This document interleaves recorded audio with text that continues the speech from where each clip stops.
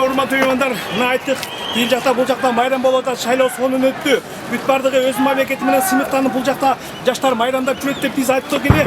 Анан дагы ошол акыйкаттын үстүнөн дагы акыйкат болсо, чындыктын үстүнөн дагы чындык болсо, мындан да карсак, мындан да тазарсак, мындан да көгөрсөк, мындан да өнсөк деген бул жакта кыргыз элинин ушундай акылман балдары, жигиттери биздин аянтта келип отурат. Мынакей бүгүнкү майрамда Манас атабыз дагы кыймылдап кетти сүйүнгөнүнөн. Кыргыздын духунда Манастын духу бар. Анан бирок Бакай атанын акылы азмаз кеми түшкөнүнө кыргыз азмаз кыйнала түшкөндөй. Урматтуу меймандар, эгерде биз чын эле биз кыргыз эли улуу эл, кыргыз эли аруу эл, кыргыз эли ак эл, кыргыз эли акылдуу, кыргыз эли терең эл.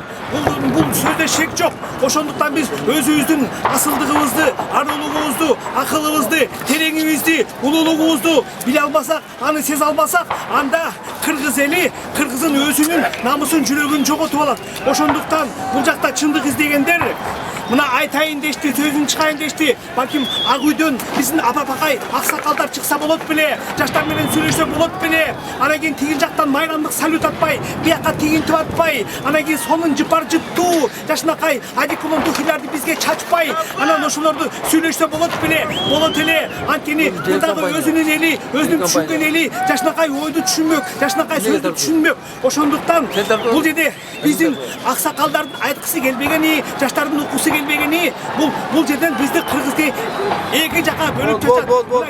Кыргыз Манас ата чоңуткан, мана топ журт кылдым, топ эл кылдым деген сөз бар. Эгерде биз акылдуулукка, улуулукка келбесек, анда биз кыргыз эли чачылып кетебиз. Ошондуктан топ бололу, улуу бололу, сулуу бололу, акылдуу бололу, накылдуу бололу. Кыргыз элим дайым бар бол.